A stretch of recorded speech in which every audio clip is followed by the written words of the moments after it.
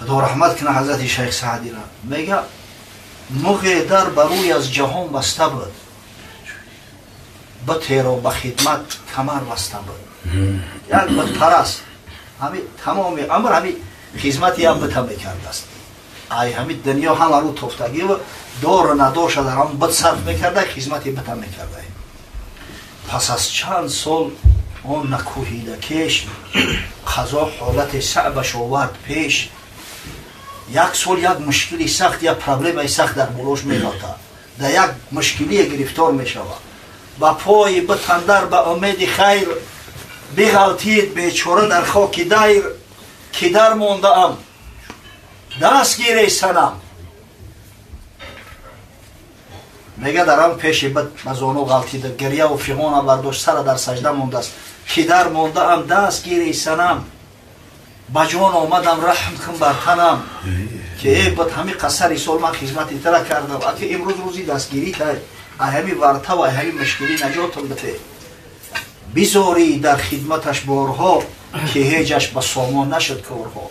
هر قدر جان سیاه کرد، هر قدر گریه و فیغان کرد، آقا ایده سیاه بطی خونه ساخته چکار میآید؟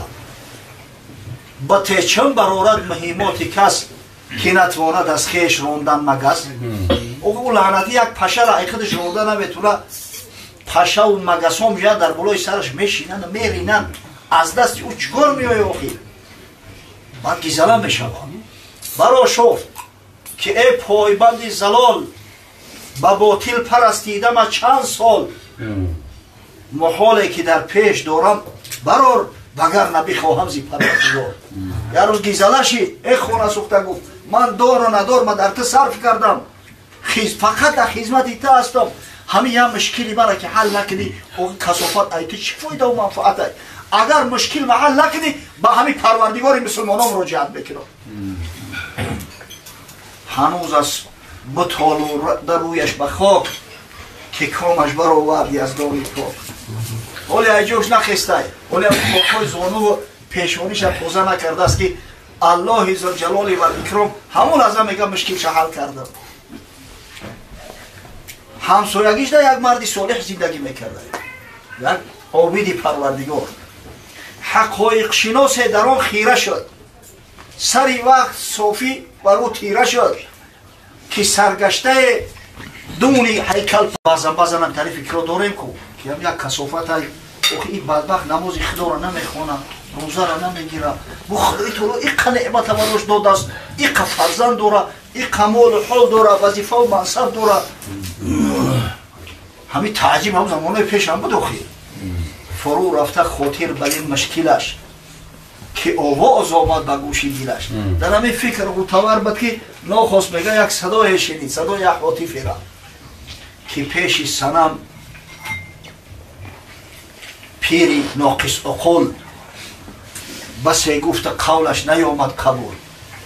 گر از درگهی ما شود نیز رد، پس آنگه چی فرق از صنم تا صمد؟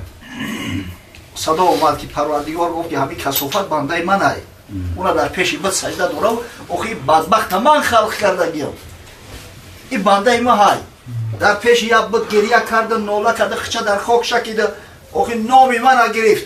اگر به شرط که من هم که ردش نکنم و مشکلش آسان نکنم، بین من و بین همو صنم، بین همو چی با فرق باقی بمونم. بعضا میگه دیلم در صمد باید دوست بست، که عاجزترن از صنم هر کی هست. همین دل بر صمد ببند، تکیه به الله ذوالجلال بکن، هر چی طلب داری از پروردگار طلب کن، شکرانه نعمت خدا را به جا بیار. خداوند هرگز تنهات نمیگذاره، هرگز نمیگذاره که خار شای.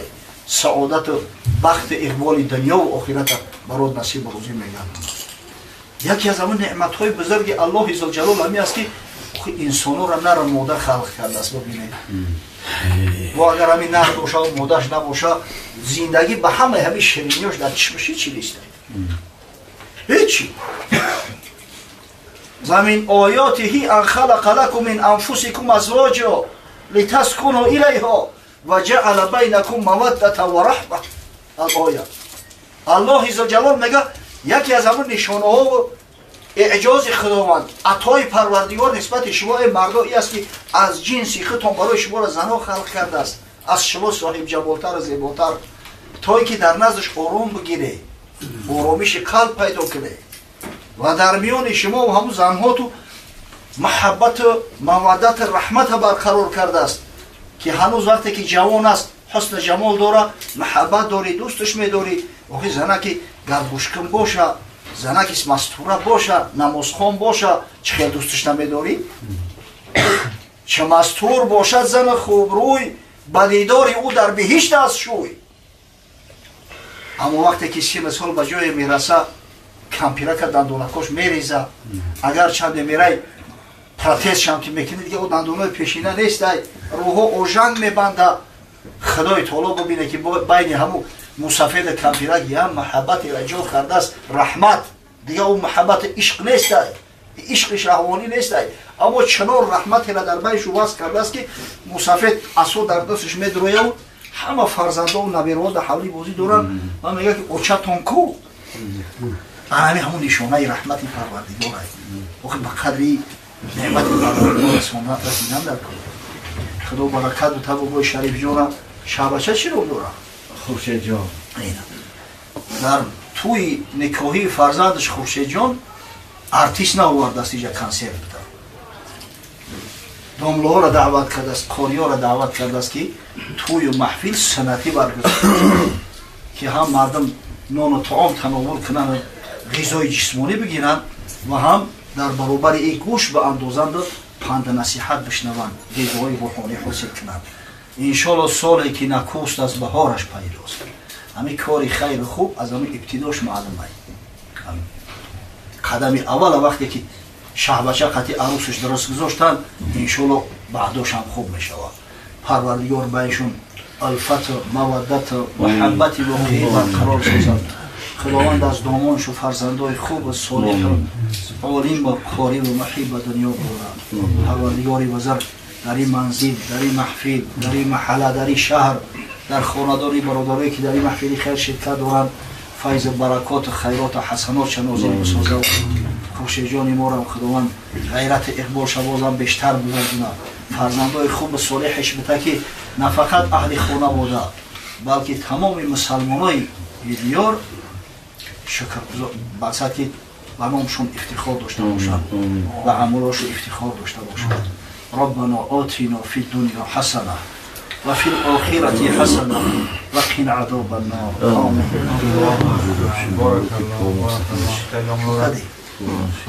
حضرت جو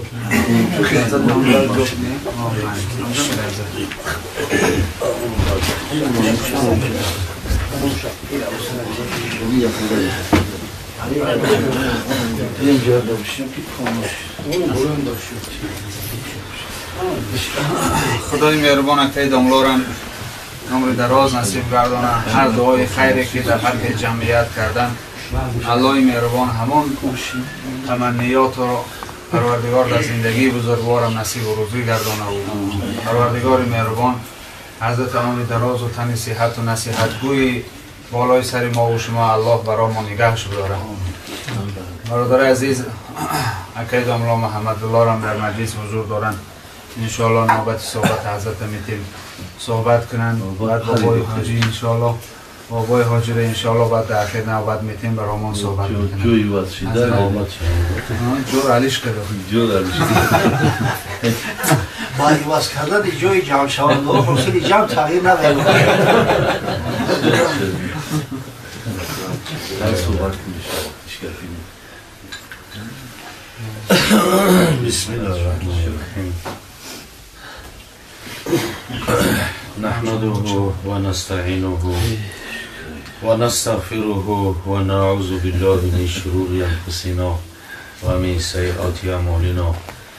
من یهده الله فلا مضل له و من یضلل فلا هادی له. والصلاة والسلام على رسوله محمد و علی آله و اصحابه و ازواجه و ذریاته و اهل بیته و سلم.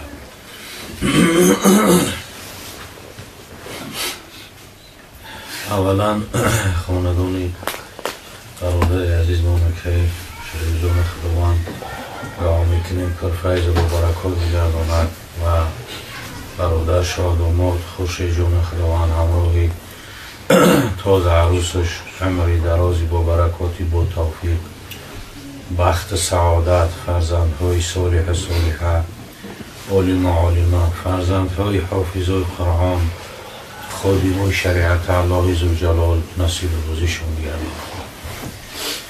و بعدا البته که هر چیزی که الحال حضرت داملا برآمد کردن انشاءالله که همه سخنهای بهترینی که باید همشه گفتن اما یک باز خواهشی در برای گردیدن اگر نه خیلی سخنهای خوبی گفتن که انشاءالله که از نعمتهای پروردگار را شکرگزاری کردن و الله ذوالجلال شناختن البته که همین حدیث قدسی داریم که الله ذوالجلال بیان میکند که من وجدتنی وجدت کل شیء و من فقدتنی فقدت کل شیء. هر کسی که خداوند میگه مرا یافت همه چیز یافت، هر کسی که مرا نیافت پس هیچی نداره. کسی که خدا را داره همه چیز داره، کسی که خدا نداره هیچی نداره. و فقیر و مسکین هم همون کسی را گفته می شود که خدا را نشناخته است، خالق خودش نشناخته است، مالک خودش نشناخته است. البته که خدا را شناختن و خدا را نشناختن همین شناختن خدا هم یک سعادتی بزرگ است، اما نشناختن خدا گاه ها همین چشمی سرمون میبینیم مدامایی که خودی پروفیسور است از خیلی همه چیز حجیره و تمام ویروس و میکروب گرد میزنه، چیزایی که با چشم دیدن نمیشود.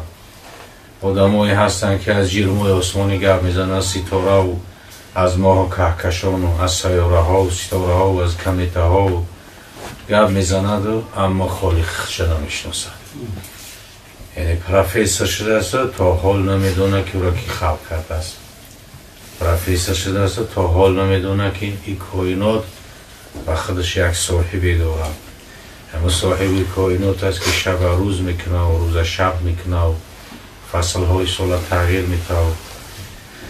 همین صاحب کائنات است، خالق است که انسانیت از یک قطره آب حرام از پشت پدر در رحم مادر پیدا میکنه. خالق اینها فقط الله است. لیکن از همه چیز گرد میزنه چندین کتاب نویسنده است ولی خالق خدای خودش نشناخته است. مالک نشناخته است که مالک یوم الدین مالک فقط الله ذوالجلال است. پادشاه همه پادشاهان است. پادشاه هست که وزیر ندارد، پادشاه هست که حاجت به مشاور ندارد، پادشاه بی وزیر و بی مشورتچی، پادشاهی که پادشاهی او همیشه از دائمی است، ابدی است. همون چی نشناخته است، با وجودی همه قدر سال خوانده است و دیپلم بسیار گرفته است و کتاب نوشته است و خالقش نشناخته است. البته که برای خیلی آدم ها نه تنها بلکه یاد کردن اینها بلکه انسان خیلی از این خم می شود، اندوهگین می شود. در حق او باید دعا داشته باشیم که خداوند توفیق هدایتشون عطا کنه که خالق مالک خودشون را بشناسن. بسیاری از آدمایی هستن که در همین عمر کوتاه همون هم دیدیم که عمرشون به آخر میرسه، پیش از مردنشون هش به سر میزنه. پیش از مردنش باید میگه ای کاش که نماز میخوندم، کاش که قرآن میخوندم و روزه میگرفتم. لیکن دیگر که وقت چی هست دیر شده است. سالایی که همین حجا رفت آمد بود بسیاری از آدمایی بودن که کلانایی بودن که عمره به کار گذراندن و به منصب گذراندن. بعد از حج که میگن قدشون که میشنیم باید گریه میکردن، گریه میکنن تو رفتنش پروا نداشت، در نظرش که خدا فقط خدمت بود است. بعد گریه میکنیم. این برای چی گریه میکنیم؟ میگه در همونجا اشتی میگه خدا کورمون کرده است که در برم حبشی قرآن میگیره تلاوت میکنه بلبل باری میخونه و من قرآن خونده نمیتونم، میگیره نگهش میکنم چپه و راستش فرق میکنم. و حرف قرآن و سخن خدا همین قدر سال آشنا نشیدم. این قدر کاری دنیا را سرفرا رفتم، این قدر خونه کردم، قصر کردم، ماشین خریدم، این قدر منصب و اینقدر کار و بار کارخونه در همه وقت قرآن خون نشیدم که سخن خدا را بخونم که کسی که قرآن میخونه و خدا صحبت میکنه و خدا گپ میزنه. از همه میگه عاجز محروم بودم که او را که میبینم حبشی که تلاوت قرآن میکنه من که نمیتونم میگه و همین بر حال خودم گریه میبینم. اینه که حالی هست که دنیا هست که این دنیا هست و آزادی هست و همه نعمت هست و فراخی هست و اگه در آخرت چی میشیده باشه. برای همی است که یکی از نامهایی که روز قیامت بیان میکنن میگه یوم ندامه، روز پشیمانی. روز پشیمانی هست که در قیامت عمل صالح کردگی هم پشیمان است، طالح کردگی هم پشیمان است. او یکی عمل نکرده است او هم پشیمان است، او یکی عمل کرده است او هم پشیمان است. عمل نکردگی پشیمان است که برای چی عمل نکردم و عمل کردگی پشیمان است که برای چی کم عمل کردم، برای چی زیاد عمل نکردم، برای چی صحبت‌هایی که میخواد ذکری علم و ذکری مجلس ذکر به دریا کم اشتراک کردم. گفته از یه همچی از پشیمانی میکشم. همین است که خداوند میگه که اگر مرا یافتی همه چیز یافتی، همه را داری. اگر مرا نیافتی پس هیچ چیز نیافتی. اگر خدا داری همه را داری. گفتی مردمان خدا دارم چه غم دارم. خدا که داری همه را داری. خدا که نداشته باشی هیچ چی نداری. خب برای همین نعمتهای خدا را باید که شکرگزاری کنیم. شکرگزاری نعمتهای خداوند فقط به همین نیست که خدای 1000 بار شکر، خدای میلیون بار شکر. شکرگزاری به این تمام نمیشه که نماز بود کنیم و بعد عادت هست بعضی مردم در بعد درگیری نشه میقد به خدای شکر، خودش حقیقتی نمیشه. شکر پروردگار نعمتش به جا آوردن فقط به عمل است. عمل شکر کنه که نماز بخونه، روزه بگیره، دسترس باشه زکات مالش پرداخت کنه، دسترس باشه خونه خدا حج برود. و شکر نعمتهای پروردگار فقط به عمل کردن، فقط به یک گپ گفتن نیست. همین قدر نعمتهایی که الحال در پیش ما و شما هست، همین خیلی نعمتها را پیامبر خدا صلی الله علیه و سلم که الله ذوالجلال 14 عصر پیش که پیامبر صلی الله علیه و سلم بدن که این امسال 1442 است، حبیبی خدا صلی الله علیه و سلم در عمر 63 سال خودش در همین 63 سال حیاتش هم خیلی دسترخوان ندیده بودن. در 63 سال حیاتش پیامبر صلی الله علیه و سلم خیلی همین تا نان سفید خوردگی نبودن، همین قدری که ما شما میخوریم، همین قدر نعمت‌های هست. همه این نعمت‌ها از چی است؟ از شکرانه باید به جا بیاریم و پیامبر صلی الله علیه و سلم صلوات بگیم، یادآوری کنیم که پیامبر صلی الله علیه و سلم چیکار کرد؟ غم خورد، دندان مبارک شکستن، خونالو کردن، زانوی مبارک خونالو کردن، غم خورد، امتی گفت حتی که شبها از نماز بسیار زانوهای مبارک میگه تتورم قدماش و زانوهاش ورم کرده بود از رکوع سجودی بسیاره. عایشه صدیقه طاهره مادرمون دوست داشته ترین زن پیامبر میگه پیامبر گفت که خداوند متقدم و متأخری ترا بخشیده است، این قدر عذاب و محنت برای چی است؟ پیامبر گفت افلا اکون عبدا شکورا، و یا ما بنده شکرگزار نباشم. انا شکرگزاری خیلی است. شکرگزاری معنی نماز تهجد است که پاد برهم بیاره و قدم برهم بیاره. شکرگزاری همون است که به عمل باشه. شکرگزاری فقط خدای شکر 100 بار شکر 1000 بار شکر بگوی و این طرف گشتی با ترک فرمان خدا کنی، شکرگزاری نمیشه. حضرت ابو هریره رضی الله تعالی عنه حدیث مبارک بیان میکند در روایت ترمذی و احمد آمده است که ابو هریره رضی الله تعالی عنه بیان میکند که حبیب خدا صلی الله علیه و سلم 5 چیز نصیحت کرد و گفت کیست که 5 عمل میگیرد عمل میکنه و این 5 عمل به دیگران با تعلیم میدهد. ابو هریره رضی الله تعالی عنه میگه گفتم من. و پیامبر خدا صلی الله علیه و سلم بعداً بیان کردن که اتق المحارم تکن اعبد الناس. حرام هایی را که خدا حرام حکم کرده است، عظمیات تقوا که پرهیزگاری که میگن، تو بنده ترینی مردم هستی. آبی ترین بنده ترینی به سوی پروردگار. بنده همون بنده است که حرام ها را تقوا میکنه. حرام ها را البته که مسلمان ها تقوا میکنن، گوشت خوک نمیخورن، عرق نمیخورن، بنگ نمیکشن، دزدی نمیکنن، اما بعضی حرام های هست که مسلمان ها مرتکب میشن و دوامش میتونن پروا ندارن. از این حرام های اکتش غیبت که از گوشت خوک خوردن در غیبت کردن حرام تر است. یعنی اگه گوشت خوک باشه و یک از غیبت کنه، این غیبتی کردگی از او گوشت خوک خوردن در حرام تر است. ببین ولی یک کتاب داره محمد شفیع عثمانی، همین محمد تقی عثمانی را پدرش مفتی اعظم پاکستان میگه گناهان بی لذت، گناهایی هسته که لذت نداره و مردم کردنش میگیره. یک تایما میگه غیبت هست که همین غیبت هم به مثل هم حرام است، اما چی است؟ گوش خوب نمیخوریم حرامه، دزدی نمیکنیم حرامه، دیگر نمیکنیم، اما غیبت هم میکنیم که میشه از گوش خوب در حرام داره. خب یا با مثل دروغ گفتن هم خیلی همین قدر حوضی دیگه زیاد شده است که دروغگویی دیگه نمی چای خیلی شده قاسون شده است. همین قدر زیاد شدگیه که حتی که آدمی که راست میگه و همجا میره گمانی میگن که همون دروغ گفت رفت، همتری گمان دارن، همین زمان همتری شده. راست یک گپ میگویی میخیزی میبروی میره و در جا راست یک گپ میزنی که راست میسویدم من یک جا یک ضرورت دارم، کسلی دارم، بیمار دارم، همجا باید برم، میبروی میره ایخی جمع میشن، انتا یک افسوژنید میکنن که دروغ گفتن.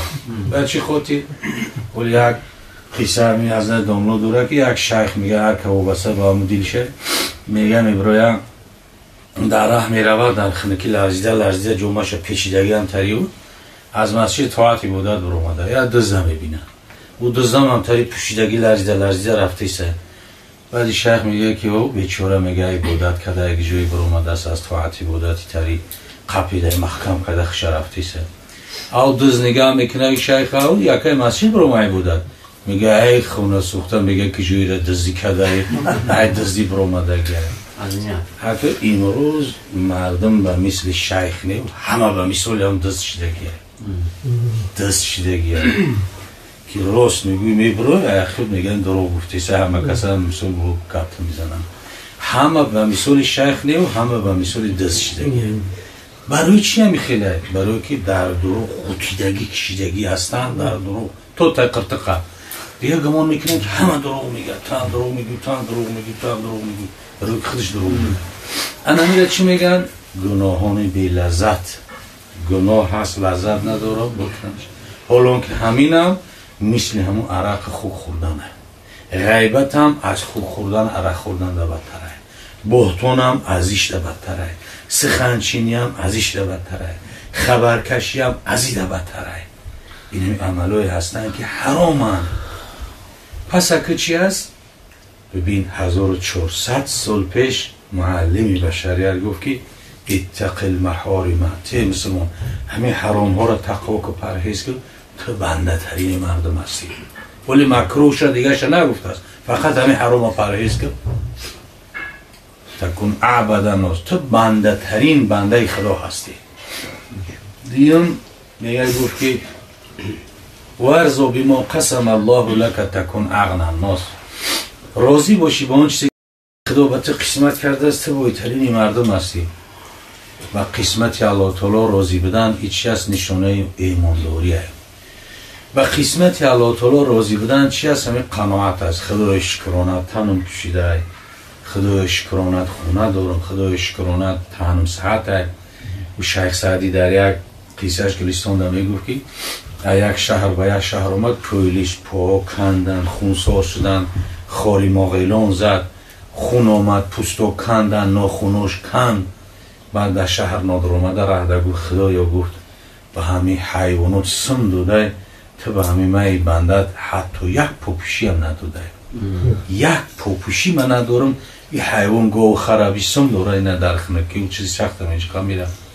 حضرت میگه که در روزه شهر وقتی که داخل شدم اولین چیزی که چشم افتاد یک کس دیدم که هر دی پشت بریدگی در یک عروبه چرخوره تا دو در افتیسته.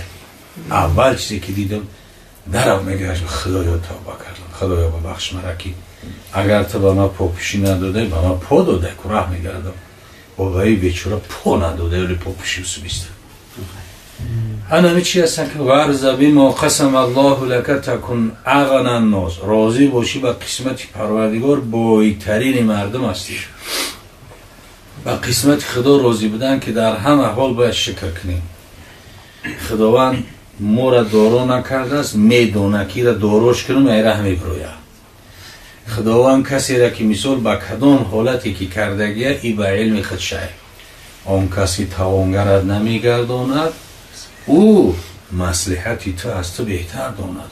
تو مصلحت میگی خداوند ماشین بده، خداوند منصب بده، خداوند وزیر میکنه، خداوند فلان منصب رو او خدا دونسته تره نمیکنه. تو اگر در جای او باشی کاری میکنی که او حیران میشه. یک قصه که میاره بدمتر یک بوده میگن حضرت موسی کلیم کوی تور میرفته بعد یک قشاقی دعا که مرا خدا بده خدا مرا بده ای ساکر حضرت موسی را یک قصه یک بعد میگه که حضرت موسی را بود که روز نیازشه خداوند با او گپ زد. این گپ زدن خداوند به حضرت موسی و یا کریمه و کلم الله موسی تکلیمو سخن کرد. پروردگار با موسی سخن کردگی. بعدا میگه گفت که من فلانی را بتی. خداوند گفت را ما دونسته کم بغلش کردگیم نه بتیش سخت گرفت. بعد مایش بره. وقتی که اومد همین دسته بز گوسفند یا یکی برک کردن بزیچه کردن گاو مول شتر اسب یک بویش بعد حالش دیگه بوی کشید الکه دیگه و بوی گپش دیگره دیگه رفتارش دیگره همش. یک سال پس اومد که دور کشیدی سنش. حضرت موسی گفت چی گپه؟ گفتن که 3 جنایت کرده است. 3 جنایت کرده است. همین آدمی که بویشی وقتی پولوش هم عرق خود هم زنا کرد هم یک بودن به گناه دیگر ای دیده شوید میشه گفته کشتک 3 گناه کرده و سبب 3 جرم دور دمی کشنش. و حضرت موسی گشت بود توبه کرد سوی خدا. آدمی شخصیتی میگم اون کس که توانگرد نمیگرداند او مصلحتی تو هست بهتر داند.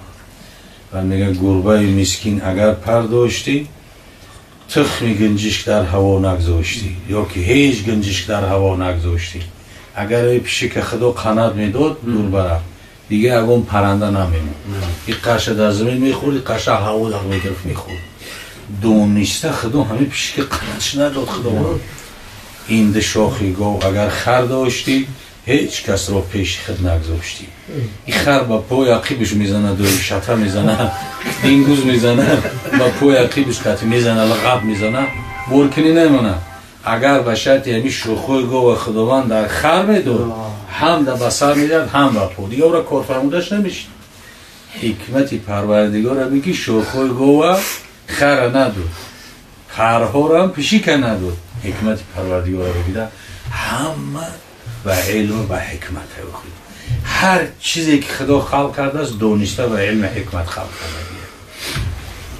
انم را میگه که ورز بما قسم الله لك تکن اغنى، راضی باشی با آن چیزی که خدا به تو قسمت کرده یه در رزق روزی تو بایترین مردم هستی. و سیم گفت و احسن الی جاری که تکن مؤمنا، نیکویی که به سوی همسایت می باشی مؤمن. نیکویی که به سوی همسایت می باشی مؤمن. همون وقت مؤمن گفته می شود تو را که به همسایت نیکویی کنی، همسایت را نیکی داشته باشی. همسایه را که گفتن چند نمود، همسایه کافر، همسایه مسلمان خویش، همسایه مسلمان، همسایه گوناگون میشن و همون همسایت باید که نیکویی داشته باشه. همون وقت را مؤمن گفته می شود. همسایه کسر شد خبرگیریش برای، همسایه مور جنازش برای بخونید، همسایه توی خرسندی کرد در خرسندیش برای باید تبریک مبارک بودش کنی. اینه که حقای همسایه همین است که همسایگی را رعایت داشته باشی. وقتی که به همسایه ها نیکویی داشته باشید تو مؤمن است. در دوام میگه پیامبر صلی الله علیه و سلم گفت که وا احب للناس ما تحب لنفسك تكن مسلما. کدام وقت مسلمان میشه؟ دوست دار برای مردم آن چیزی که دوست می‌داری برای خودت. بعد چی هست که پیامبر گفت مسلمان هستی. دوست دار برای مردم آن چیزی که برای خودت دوست می‌داری تکن مسلما، تو مسلمان هستی. انا همیشه در حضور مردم ما خدا میدونه که کم بودم هسته. همه وقت نفع خودش سر میکنه مسلمانی امروزه. اگه همانی یک قسمت یک بعضی در قسمی زیاد امروز هم میگرده گوشه را که میبینی همه وقت از پای همینه که خودم فایده کنم، خودم فایده را ببینم و برادر مسلمانش نی. اگر برادر مسلمانش در بلا میزنه، در آفت میزنه، در بیماری میزنه، در مشکلات میزنه، پروا نداره. پس چی هست که پیغمبر خدا گفت همون وقت مسلمان میشه که برای برادر مسلمان رو دوست بداری، چیزی که به خود دوست بداری. خود در راحت دوست میداری، دوست بدار که مسلمان هم در راحت باشه. خودت کاری سبوک دوست میداری، دوست بدار که مسلمان در کاری سبوک باشه. خودت همین فایده را دوست میداری، دوست بدار که برادر مسلمان هم فایده را ببینه. انا همون وقت بعد چی هست؟ مسلمان کامل میشه. و احب للناس ما تحب لنفسك تكون مسلما. دوست دار برای مردم آن چیزی که برای خودت دوست می‌داری، بعد چیزی هستی؟ مسلمان هستی. انا همین محبت امروز کنده شدگیه. محبت نیست، مهر نیست، در مدد یکدیگر مسلمان. همین سببش چیه؟ سببش دوست داشتنی دنیا. همین دنیا را که دوست داشتی، خونه تا بهترین همه را خواستی بکنی، سوارات همه را بهترین خواستی بکنی، شرایط همه بهترین را خواستی بکنی، تو چند یه وسوسه شیطان حرص جا میشه و دوست نمیداری که دیگه ای داشته باشه و داشته باشه و داشته باشه. انا چی هسته که پیغمبر میگه وقت مسلمان میشه که دوست دار برای خودت چیزی برای مسلمان ها دوست میداری. همین چیز در موضوع خیلی یک کمبودی بزرگ است که یک مسلمان در هزار افت باشه، اگر مسلمان دیگر پروا. صحابه پیغمبر وقتی که به یاد میاریم، انسان در مسلمانی صحابه وقتی که او را به یاد میاری میخونه، از مسلمانی خودت شرم میکنی که روی موری مسلمان است، یا که صحابه را شهید کردگیان، زدگی کوچه و نیزه قطی شکمش دریدگی، در بیابون در افتاب پرتودگی متجون کندیسه او میگره ببرم توش یا تجا اوه میگن. در همه حالت نمیگه ما او بخرم زنده مون، در همه حالت میگه او با او را بر میتکی و از من محتوش تره. پیشیوش میبره میگه پیشیو بر از من محتوش تره. در همین زمان ما کدام مسلمانان تایه کاری خدای شاید باشه و نیکی همیشه کاری باز مینه. در مسلمانی تاریخ او را میخونه، در مسلمانی خودت شرم میکنی که من چه خیلی مسلمان هستم. پیغمبر میگه دوست دار برای برادر تو چیزی که برای خود دوست میداری، بعد مسلمان میشه تکون مسلمان. و در تمام حدیث رسول اکرم صلی الله علیه وسلم بعد گفت ولا تکثر من الضحک فإن کثرة الضحک تمیت القلب. بسیار نخند. خنده بسیار پیغمبر میگه دیلمی میکنه. ولی در تلویزیون ها و در چیزا میبینیم در همه جا غیر مسلمان ها میگن که خنده عمر یادم دراز میکنن، خنده کسل یادم نیست میکنن، خنده را بسیار صفت میکنن، تعریف میکنن. اما معلم و شریعت میگه که ولا تکثر من الضحک، بسیار نخند میگه. فإن کثرة الضحک، حقا که پیغمبر میگه بسیاری خنده دیلمی میرونه، دل سیاه میشه، دل در غفلت میمونه. عادتا آدمی که در غفلت هسته همین دل زنگار زدگی سیاه، وقتی که در حالت قه زده میخنده. در تمام حیاتش پیغمبر خدا را خندش میگه همین قمه دیدین که دندانوش سفید میشید. این انتیاگ دندان سفید شد، تبسم میکرد دندانوش سفید شد میدیدی میگه وقتش خوش میشید میگه قه زدن طهارت هم میشکنه، نماز تا فاسد میکنه. همین نماز اگر قه بخوانی هم نماز فاسد میشه هم طهارت میشکنه. حتی بعضی از بزرگا و شیخو میگن که در همین بیرین نماز هم قه خندیدی مستحبه که طهارت های سری ناکنی. همین قهقه را خندیدن خوب نیست. دیگرو میگن که خوبه عمر دراز میشه صحت میشه. نه، دیگر هر کسی میگه نمیگه گپی در مویت تینی زرده که قدر نداره. پیغمبر چی میگه؟ معلم بشریت چی میگه؟ سخنی پیغمبر سخنی خدا هست و ما ینطق عن الهوی ان هو الا وحی یوحی. پیغمبر میگه خنده بسیار میگه دل میمیرونه، دل سیاه میکنه، دل زنگ میزنه. وقتی که دل سیاه شید و زنگ زد، وقتی که چکور کرد زنگار زد و سیاه شید غاف شید، دیگه پرده گرفت، دیگر آدم شست دیگه قهقه زده میخنده. اگر نه صحابه پیغمبر میگه یک پیغمبر از قیامت گپ میزد، از قیامت گپ میزد، یا که از دوزخ گپ میزد، از دهشت قیامت گپ میزد. همین گپ زدن برابر در مسجد میگه یک که میگه هنی خنین، میگه یک همین مردم حک حک حک حک حک اوی حک حک گریه صحابه میبرم. برای چی؟ دلشون پاک بود، دلشون مثل افتاب نورما بود، ترس خدا داشتن، غفلت نداشتن. برای این پیغمبر گفت بسیار نخندین که خنده بسیار دل میمیرونن. 5 چیزا پیامبر صلی الله علیه و سلم و حضرت ابو هریره بیان کرد. خداوند نکن عمل کردنی برای گفته و نصیب میکنه. هر چیزی که اهل علم میگن، البته که گفتن بسیار باشه و عمل نباشه، این برعکس برای گناهی را که انسان دانسته میکنه اگر 70 برابر با زیادتر هیچ گناهش جواب تیش در نزد خدا با وزمین تره. وقتی که دانسته گناه بکنه، نادانسته باشه که یک نوعی. پس اگه چی هست؟ خداوند عمل کردن نصیب و روزیمون بگردونه، محفل خیر مبارک بگردونه، برادر شه همراه تازه عروس عمری دراز و بخت سعادت، فرزندای صالح صالحه و فرزندای حافظ قرآن و عالمای دین مبین اسلام خادمای شریعت نصیبشون کنه. همه ما و شما اهل جماعه ما و شما رو توفیق، هدایت، تنصیحتی، محبت ایمان و اسلام کنه. خداوند در دلهای ما جای بده. بارک الله بارک الله. پیغمبر خدای مهربان خیر بتا بسیار در حدیثی که در زندگی ما و شما البته ضروره برامون گوشرس کردن. واقعا هر کسی اگر به این حدیث عمل کنه انشاءالله زندگی خوش هم در دنیا هم در آخرت خدا براش نصیب روزی میگردونه. در حضور ما و شما در مجلس میان حضرت حاجی بزرگوارم حضور دارن. انشاءالله نوبت صحبت به حضرت میتیم.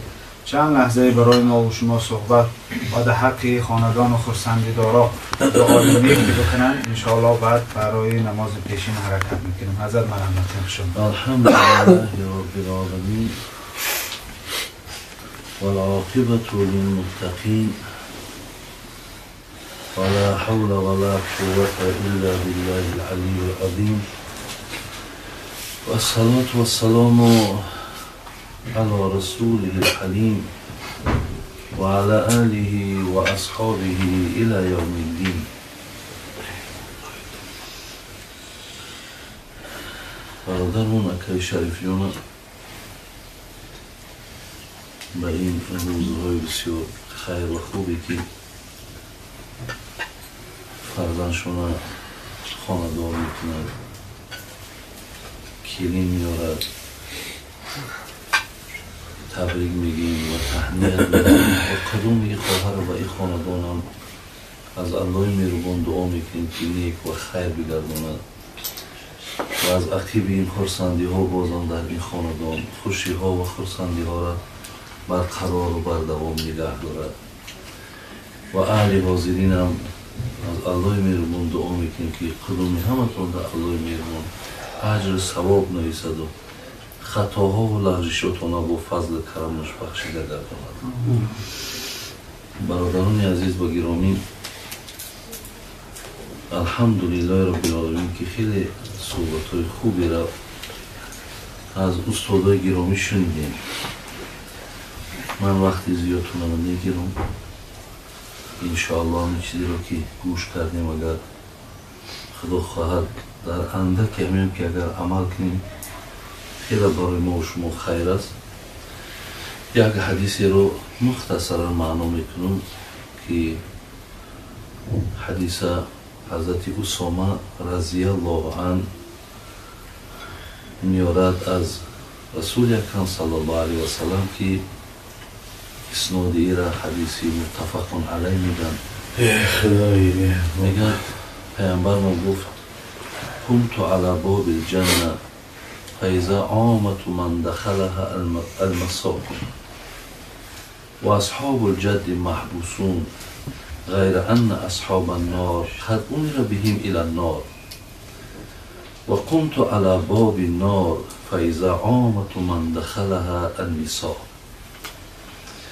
برادرای عزیز و گرامی،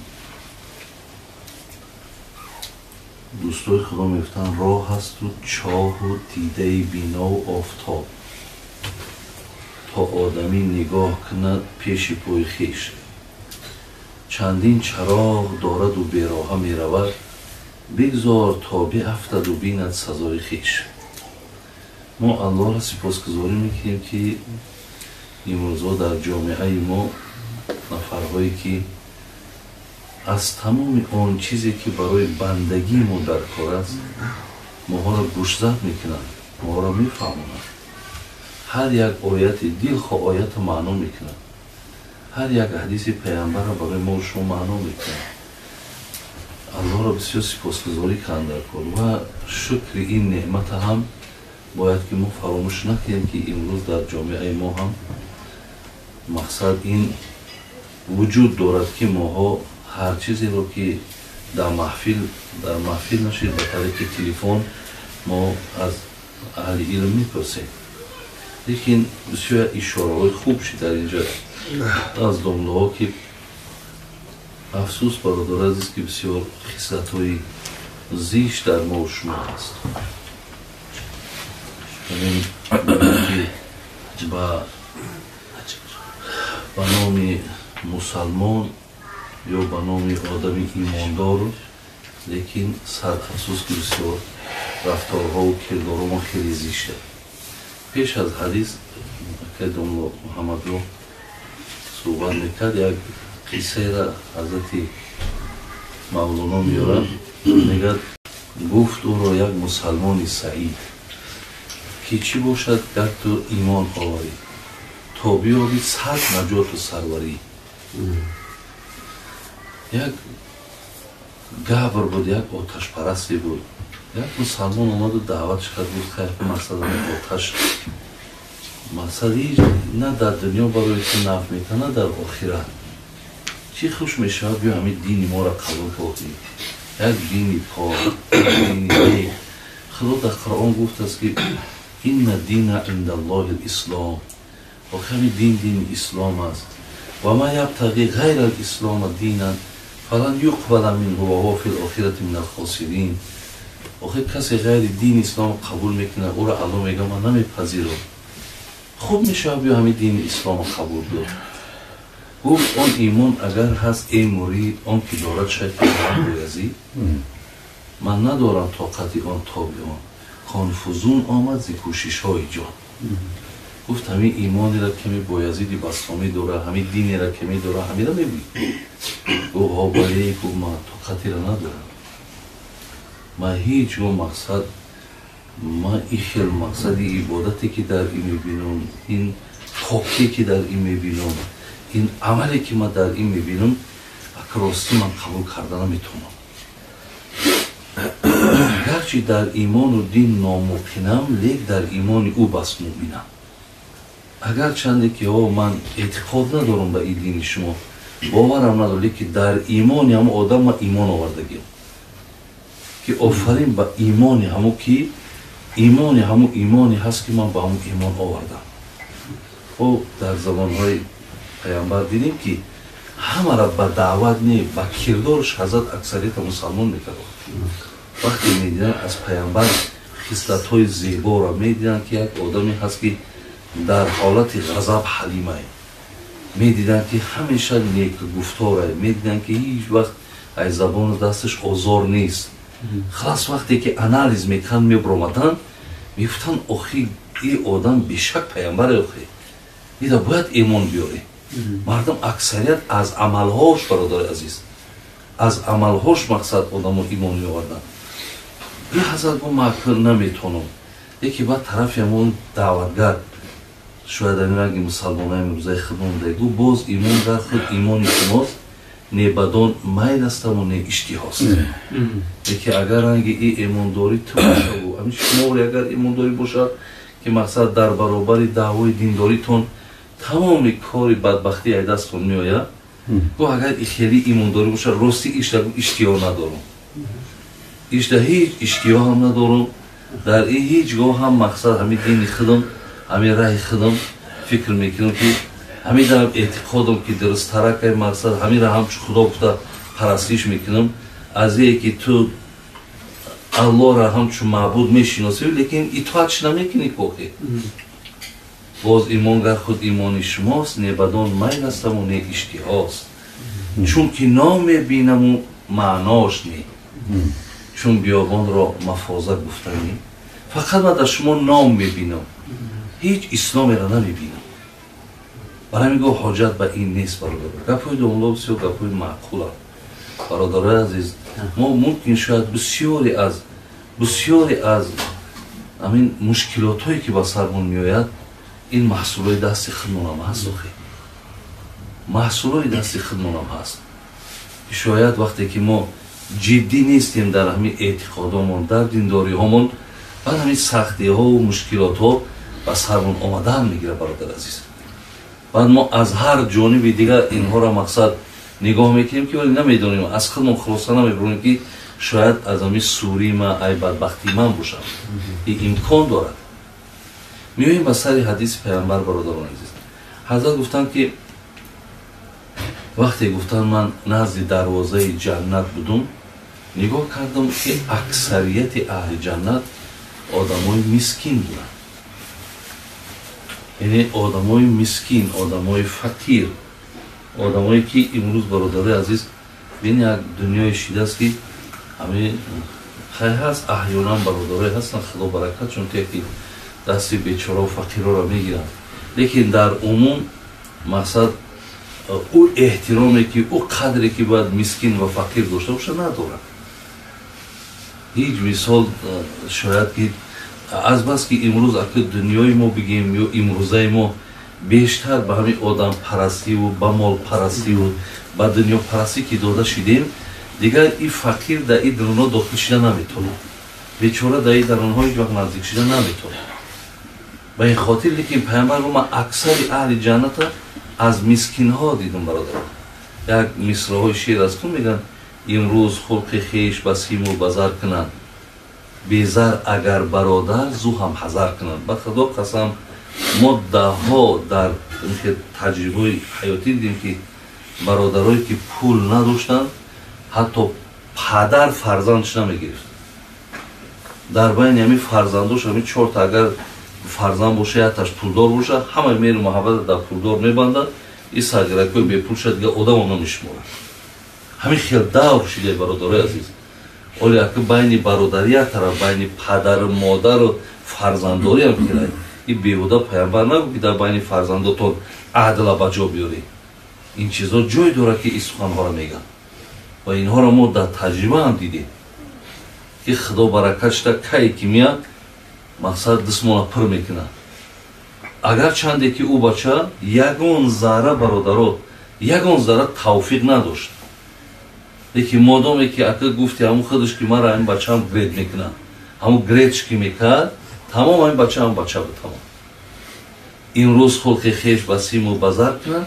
بیزر اگر برادر زو هم حذر کنن زردار اگر چی نادان گویند عاقل است بیزر اگر دانا مثلش به خط کنن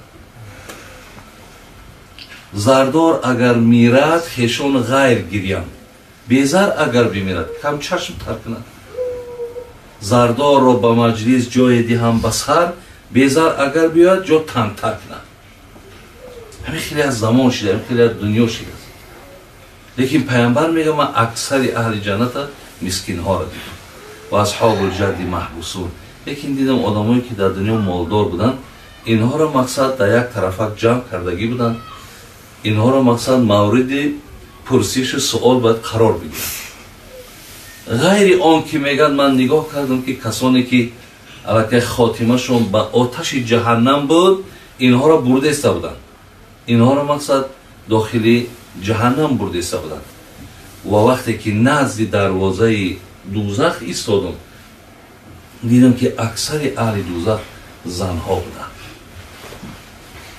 برادر عزیز و گرامی، علت رفتن زنها هم به جهنم هم پیامبر شرح دادن، گفتن که به خاطر اون که اینها یکی از همون سببهای رفتنشون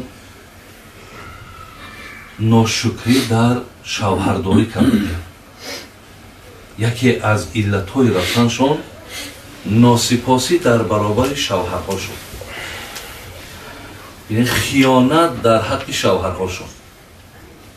با زبانهای بی‌نهایت درشت و زشت با شوهرها مثال معامله کردن.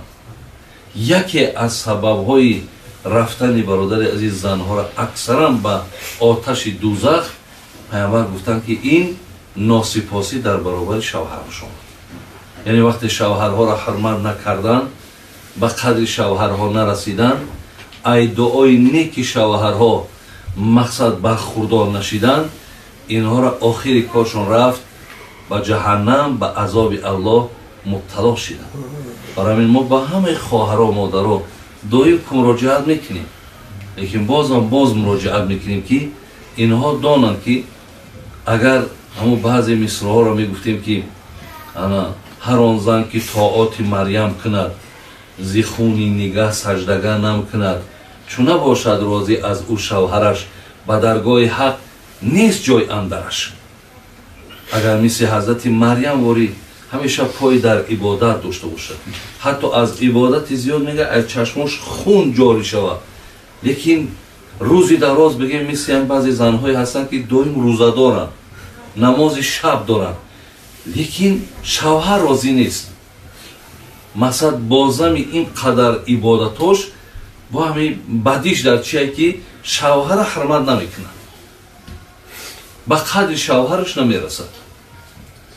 اینجا را گفتن که از همین حساب مثلا تو هیچ وقت پاداش این عبادتات قطعی اون مقام و اون منظرت بالا را صاحب شدن نمیتونه.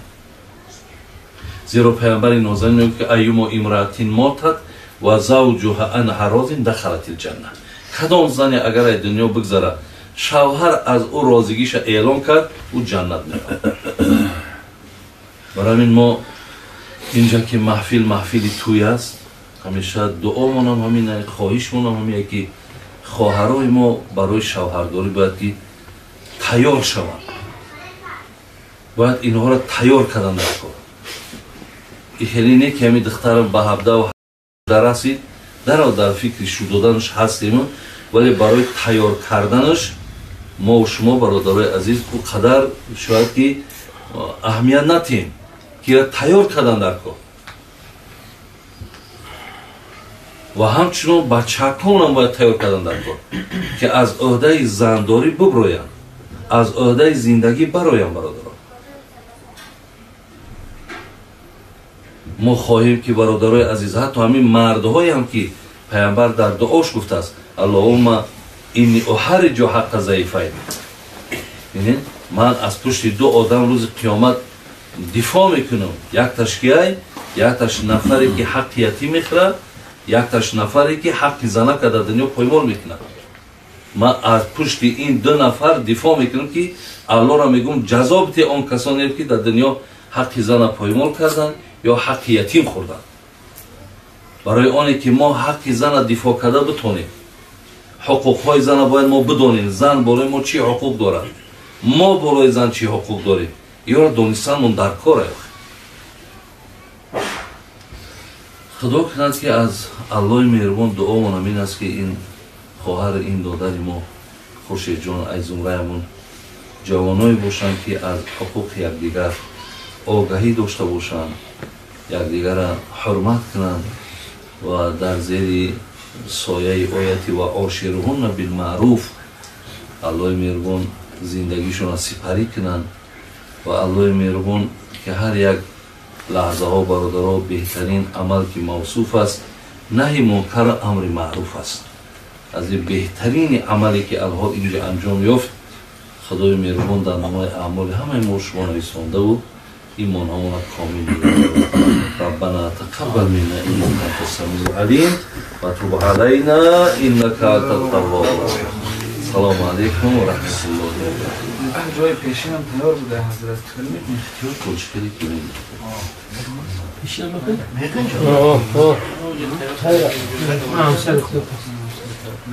إلهي يومي آمین. الحمد لله الذي أطعمنا وسقانا وكفانا وأغوانا وهو سيدنا ومولانا. اللهم ارحم صاحب هذا الطعام والآكلين كلهم أجمعين. اللهم اوصلنا إلى جميع مقاصدنا وتب علينا إنك أنت التواب الرحيم.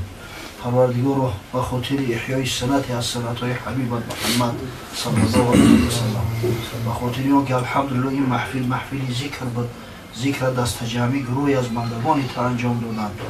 فیض برکات خیرات و حسنات خویش را هرگز از این منزل، هرگز از این محفل، هرگز از این دیار منقطع نگردان.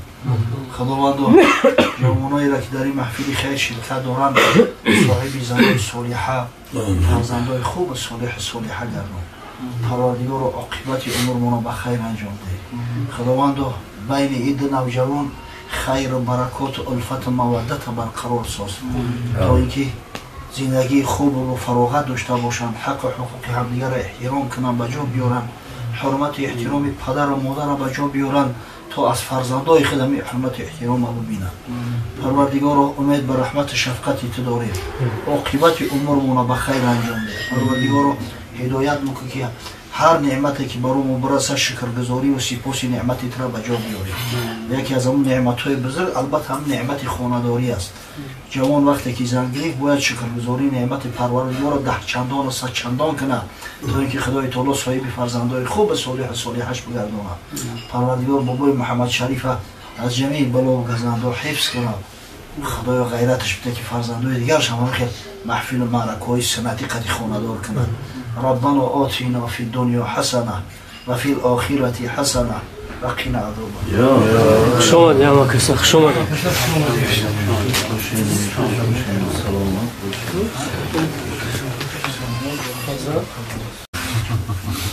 بیا تو بیرم یا شنه بیا تو بیرم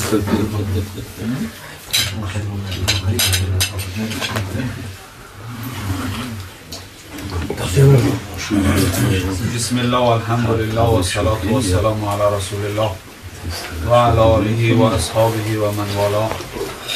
اما بعد السلام علیکم و رحمت الله و برکاته. مهمانای بسیار عالی قدر، استادای بزرگ، همه شما را من از نام اکی شریف جان و فرزنداش علی خصوص بزرگوار به خاندان خیر مقدم میگویم و اینام همه مهمانای عزیز و بزرگایی که در اینجا هستند، علی خصوص علمای بزرگ.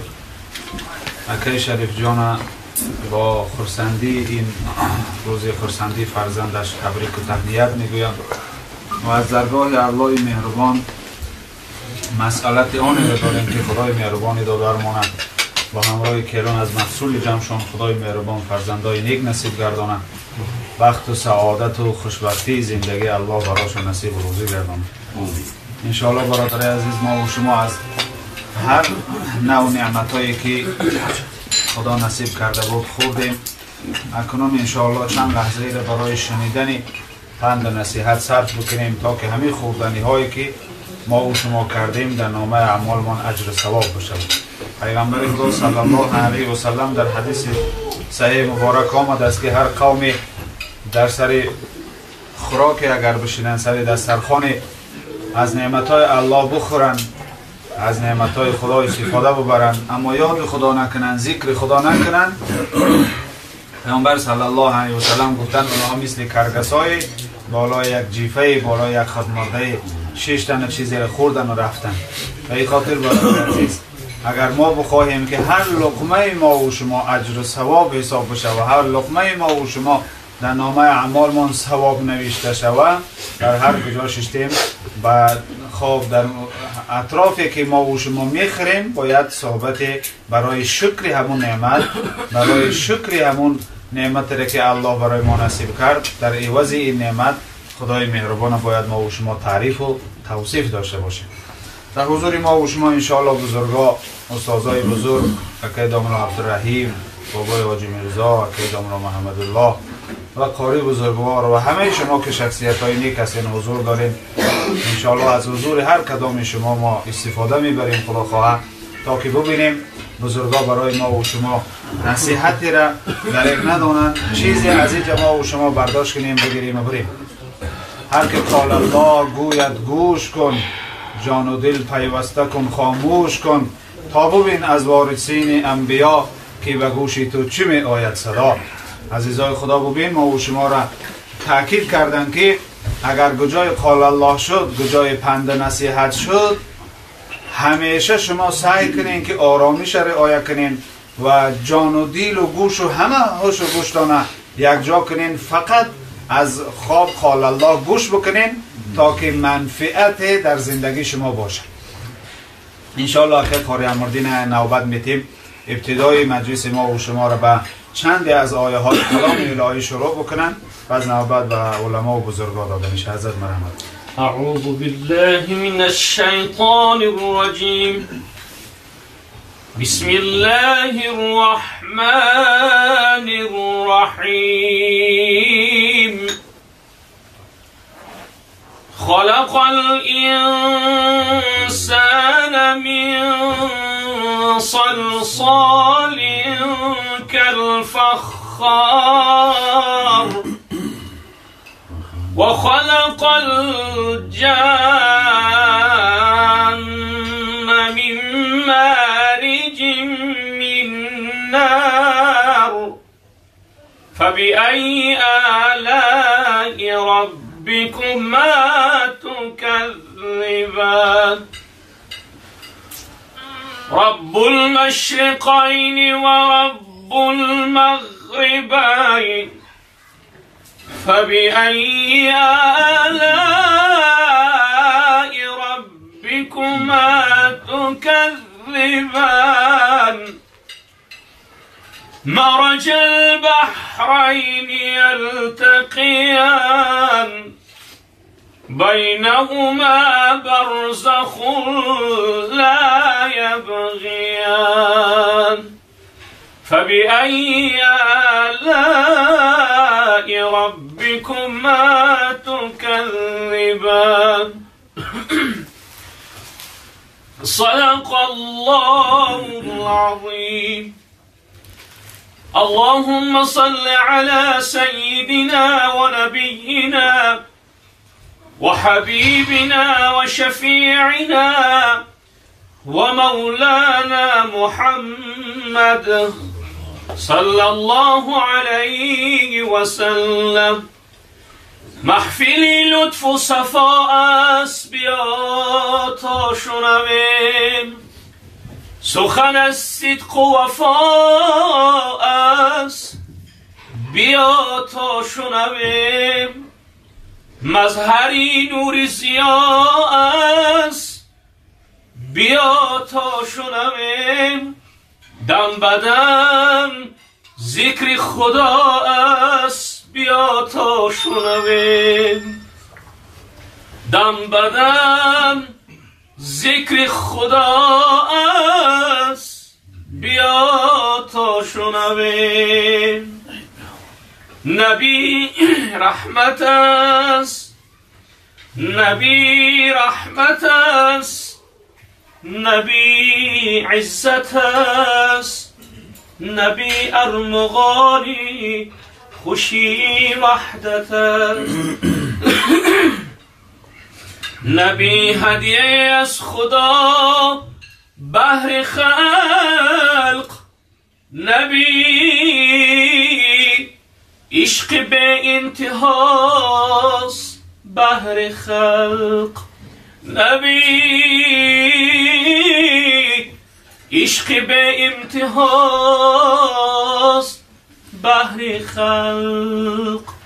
ما عاشقان زاریم، غمخوار ما محمد،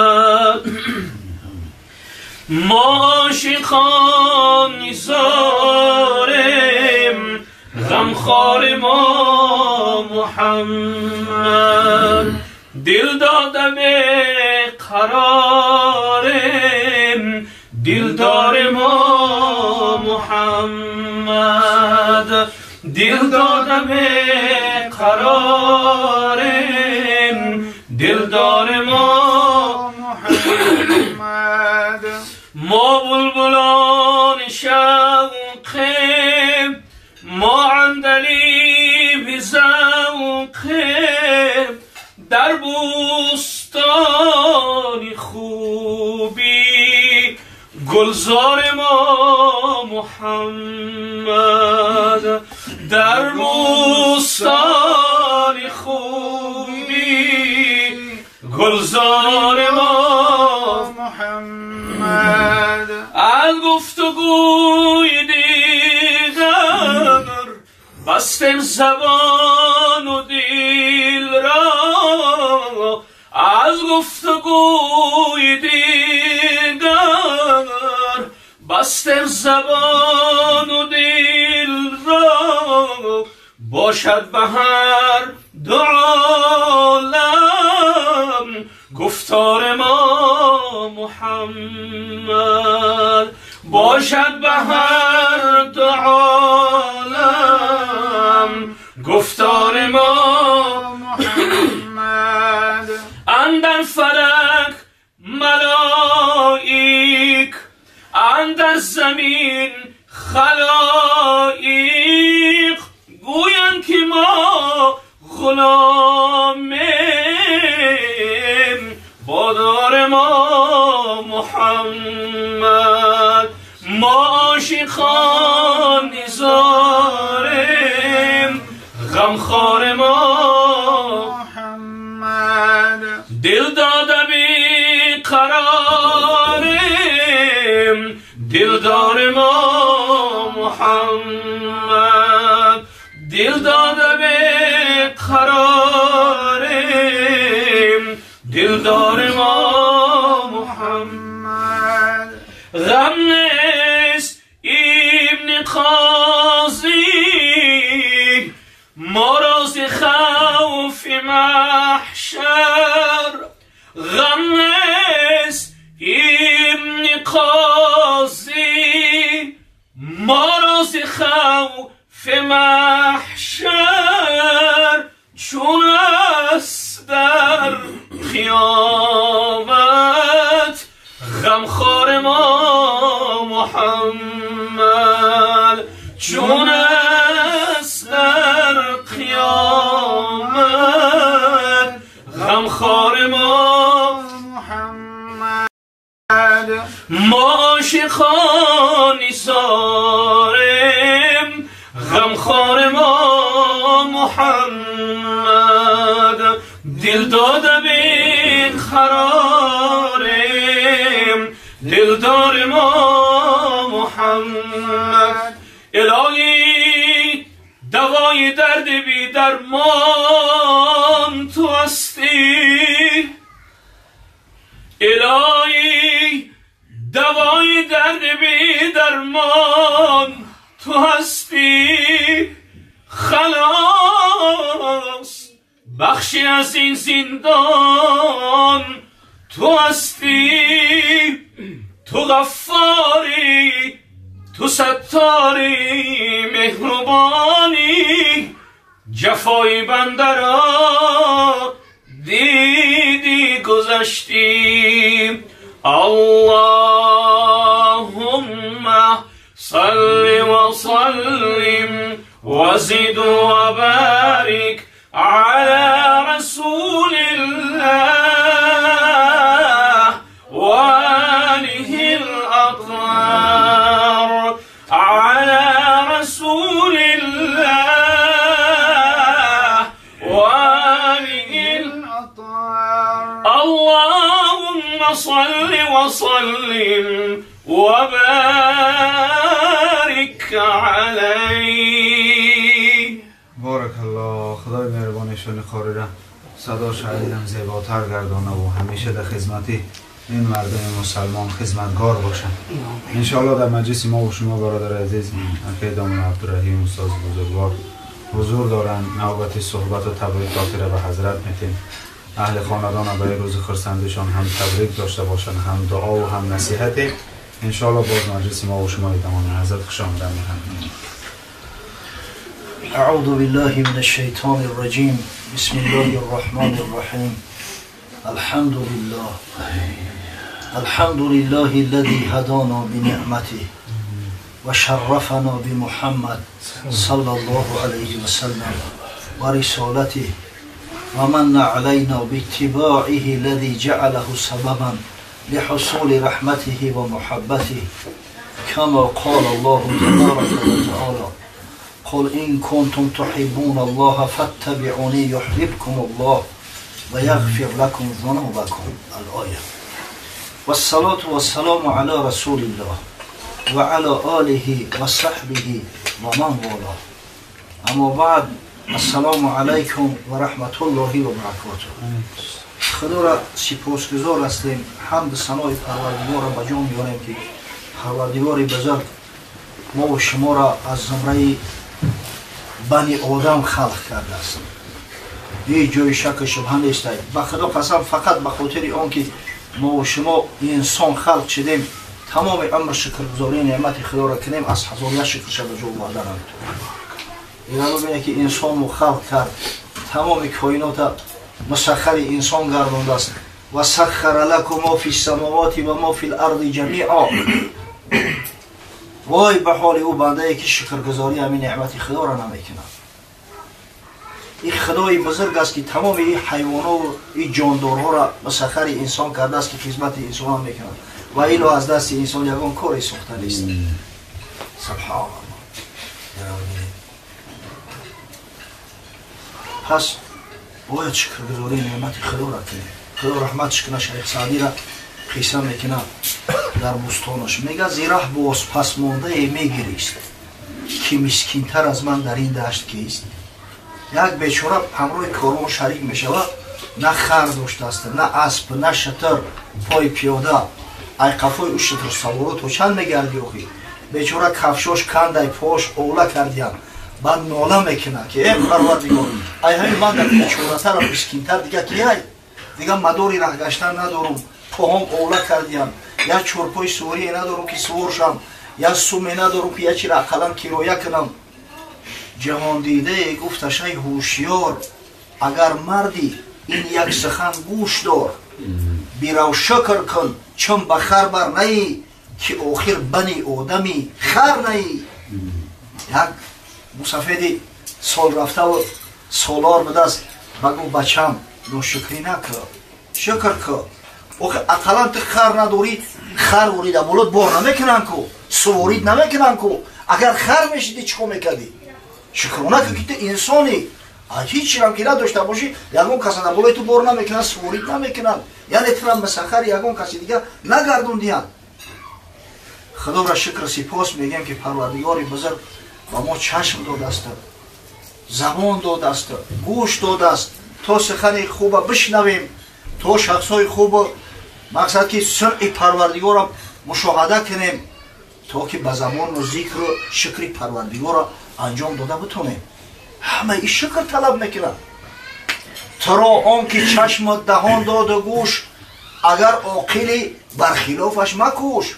این مرده که او پروردگاره که ترا چشم داده است، زبان داده است، گوش داده است، این نوجوان مردیه که تا از نعمت پروردگار استفاده بری و شکرانه نعمت خدا را نکردی. شکرانش چی است؟ زبان آمد از بحر شکر و سپاس، به غیبت نگرداندش حق شناس. خدای تعالی این زبان نازنین نداده است که شکر و سپاس خدا را کنیم، گپی خوب بگیم، همدیگر را نصیحت کنیم، همدیگر را اصلاح کنیم، با همدیگر معامله خوب داشته باشیم. برای غیبت نیست، برای سخنهای قبیح گفتن نیست. گذرگاه قرآن و پند است گوش، با بهتان و باطل شنیدن مکوش.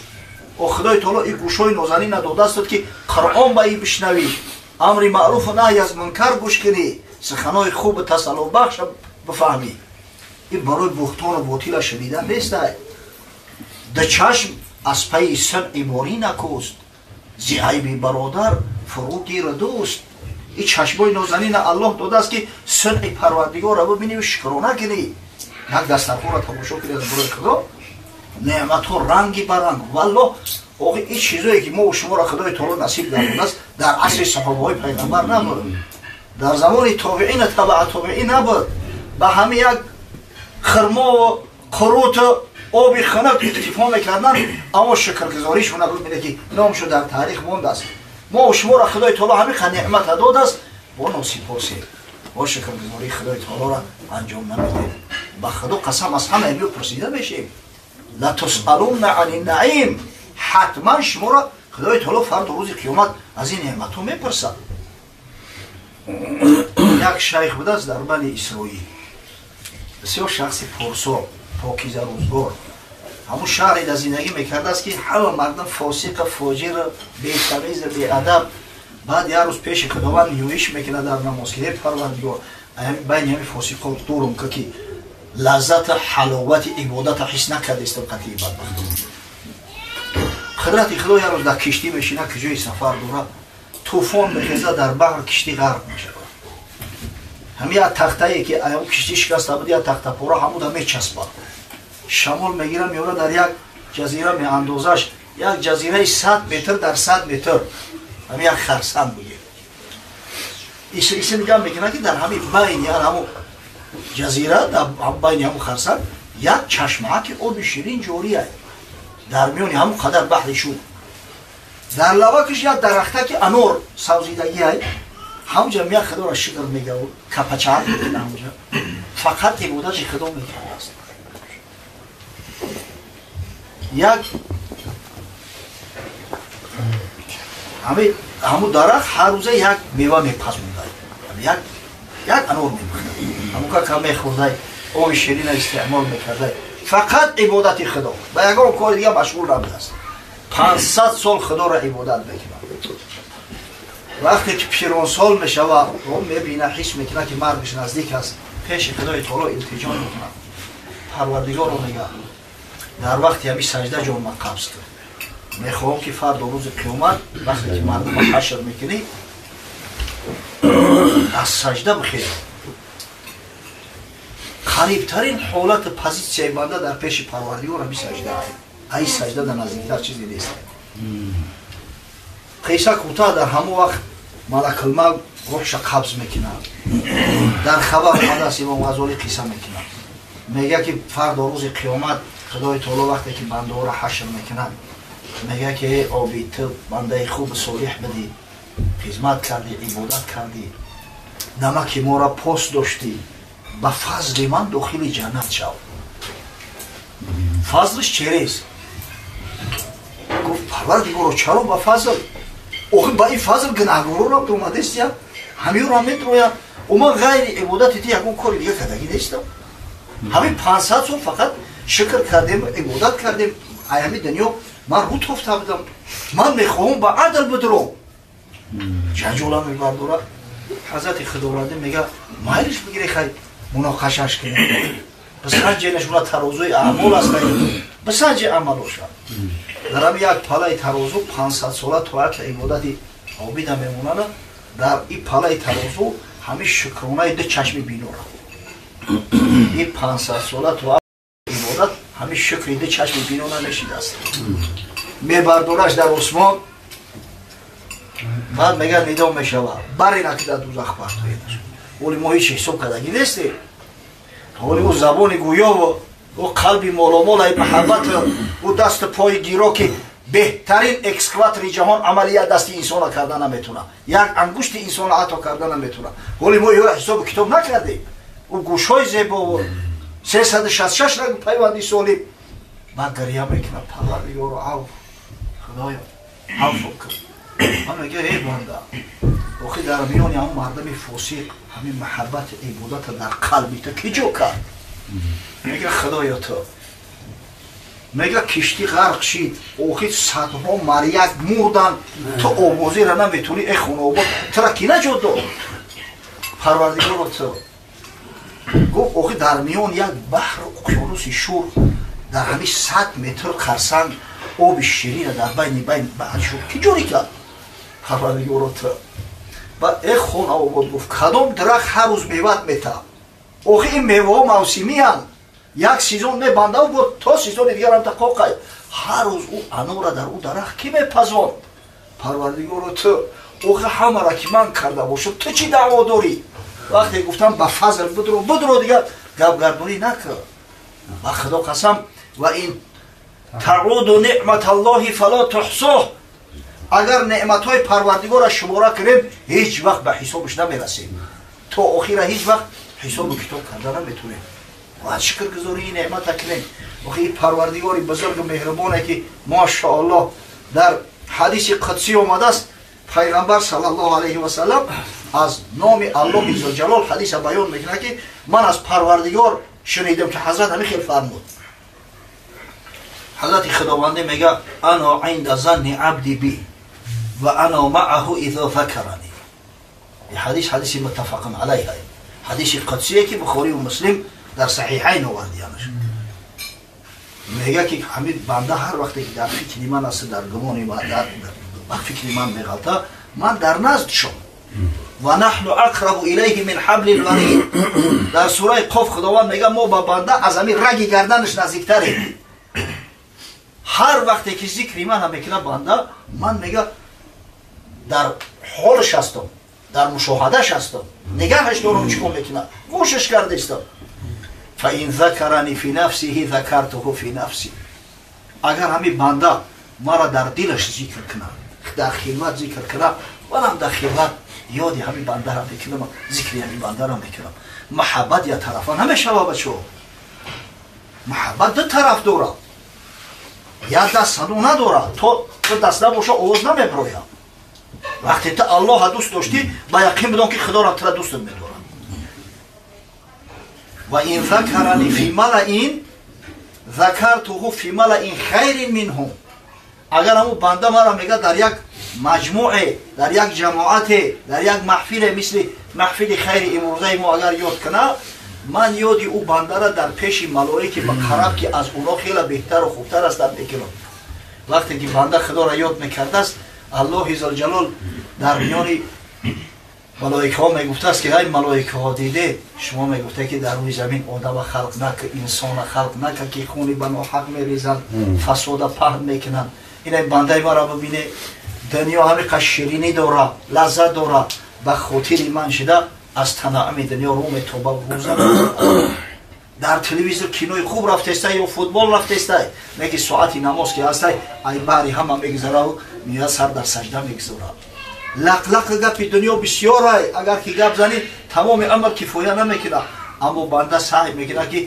وقتی خودش با ذکر یاد من بگذرونه دیده که این بنده چقدر قدر منزله داره در پیش من همین خداوند یادت میکرده است همون خیلی ذکرت میکرده است این محفلای خیر با خدا قسم نتیجه های بزرگ دارن بعد در دوام حضرت خداوندی گفته است و این تقرب الی عبدی بشبر تقربت الیه ذراعا اگر همین بنده و سوی من همین یک نزدیک شود همین یک وجه قربت بجوید من میگه یک ذراع یک گز به سوی او نزدیک میشم و این تقرب الی ذراعا تقربت الیه باعا اگر یک ذراع یک گز بیاید پیش گز لوکت من میگه یک قلاچ به بنده نزدیک میشم و این آتانی یمشی آتیته هرولتن اگر بنده میگه به سوی من حرکت کنه اینمی اوست رحمتی من عطای من بخششی من به سوی بنده شتابان میروند دویده میروند میگه آغوشش میگیرن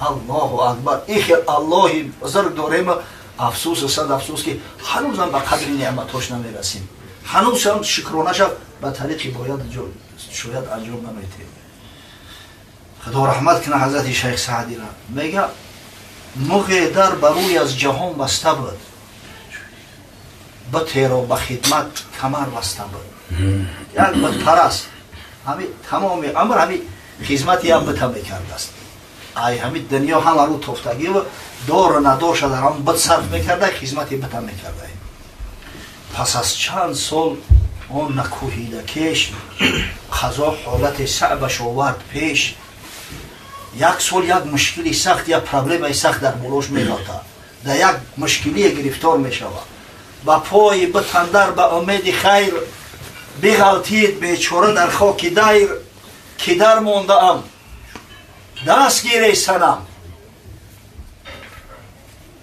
میگه درم پیش بد مزانو غلطیده گریه و فیغان برداشت سر در سجده مانده است که در مانده ام دستگیر سنم با جان آمدم رحم کن بر تنم که ای بد همی قصر سال من خدمتی ترا کردم اگه امروز روزی دستگیری که همی ورطه و همی مشکلی نجاتم بده بزاری در خدمتش بارها که هیچش به سامان نشد کارها هر قدر جان سیاه کرده هر قدر گریه و فیغان کرد آقا ایده سیاه بطی خونه سخته چکار میاید با تیچم برارد مهمات کس که نتواند از خیش راندن مگس آقا او لعنتی یک پشه را ایخدش رانده نمیتونه پشه و مگس ها میاد در بلای سرش میشینن میرینن از دست او چکار میاید آخی بعد گیزله میشود برا شفت که ای پایبند زلال با باطل پرستیدم از چند سال محاله که در پیش دارم برار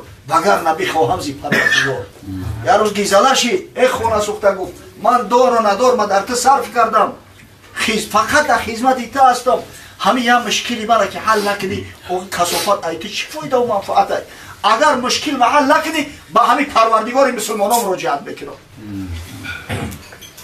هنوز از بطال در رویش بخاک که کامش برآوردی از دامی پاک ولی ایجوش نخسته ولی خاکای زانو و پیشانیش خوزه نکرده است که الله ذوالجلال و الاکرام همون از هم میگه مشکلش حل کردم همسایگیش در یک مردی صالح زندگی میکرده یک عابد پروردگار حقایق شناس در آن خیره شد سری وقت صافی بر او تیره شد که سرگشته دونی هیکل بازن هم تعریف فکر داریم که هم یک کسافت های این بدبخت نماز خدا را نمیخونه روزه را نمیگیره بخوری تو را ایقا نعمت براش داده است ایقا فرزند داره ایقا مال و حال داره وظیفه و منصب داره همین تعجیب هم زمانه پیش هم بود فرو رفته خاطر به این مشکلش که آواز آمد به گوش دیلش در همین فکر او تور بود که ناخواست میگه یک صدای شنید صدای حاطفی را که پیش سنم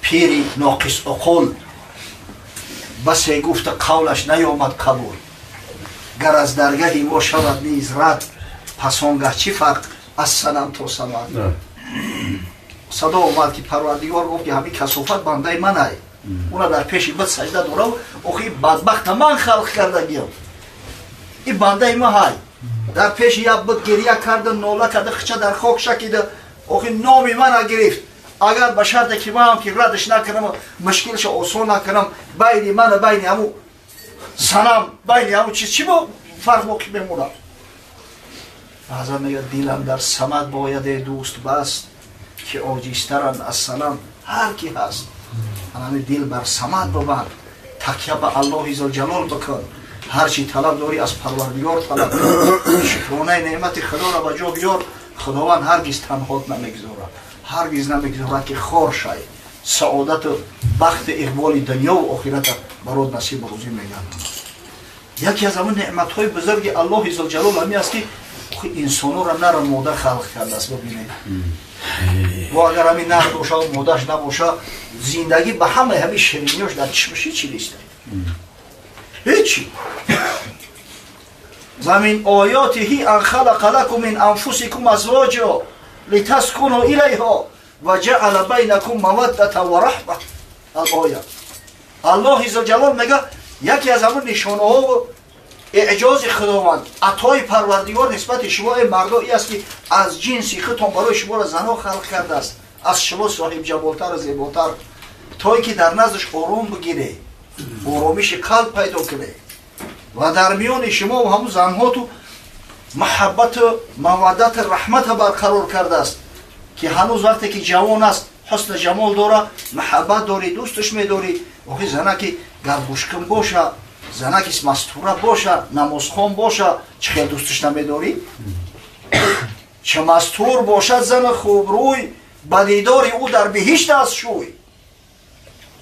аммо вақте ки 30 сол ба ҷое мераса, кампирака дандонакош мереза, агар чанде мерай протез шамки мекунӣ, дига ӯ дандонои пешина нестай, рӯҳо ожанг мебанда.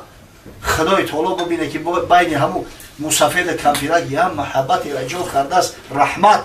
дига ӯ маҳаббати ишқ нестай, ишқи шаҳвонӣ нестай, аммо чунон раҳматеро дар байншу васф кардааст ки мусафед асо дар дасташ медрояв, ҳама фарзандову навероҳо дар ҳавли бозӣ доранд, ва мегӯяд ки очатон ку. анами ҳамун нишонаи раҳмати парвардигор аст. охир ба қадри неъмати парвардигор расонат расидан дар кун. худо баракату табобои шарифҷона шаҳбача чӣ рӯ дора? хуршедҷон дар тӯи никоҳии фарзандаш хуршедҷон артист наовардааст, ija консерт буда. домлаҳоро даъват кардааст, қориёро даъват кардааст ки тӯю маҳфил санатӣ баргузорад, ки ҳам мардум нону таом тановул кунанд, ғизои ҷисмонӣ бигиранд ва ҳам дар баробари ин гӯш ба андозанду панду насиҳат бишнаванд, ғизои рӯҳонӣ ҳосил кунанд. иншоалло соле ки накӯст аст баҳораш пайдост. ҳамин кори хайру хуб аз ҳамин ибтидош маълум аст. қадами аввала вақте ки шаҳбача қати арӯсаш дуруст гузоштанд, иншоалло баъдошам хуб мешавад. парвардигор байншон алфату маваддату муҳаббати воқеӣ барқарор созад. худованд аз домоншу фарзандои хубу солиҳу олим ва қорибу муҳиб ба дунё бурад. парвардигори вазар дар ин манзил, дар ин маҳфил, дар ин маҳалла, дар ин шаҳр, дар хонадони бародарое ки дар ин маҳфили хайр ширкат доранд, файзу баракоту хайроту ҳасанотша нозил бисозад. хуршедҷони моро худованд ғайрати иқболша бозам бештар бигардонад. фарзандои хубу солиҳаш бита ки на фақат аҳли хонавода, балки тамоми мусалмонои диёр шукргузор бақсад ки ба номшон ифтихор дошта бошанд ва амалошо ифтихор дошта бошанд. ربنا آتنا في الدنيا حسنة وفي الآخرة حسنة وقنا عذاب النار.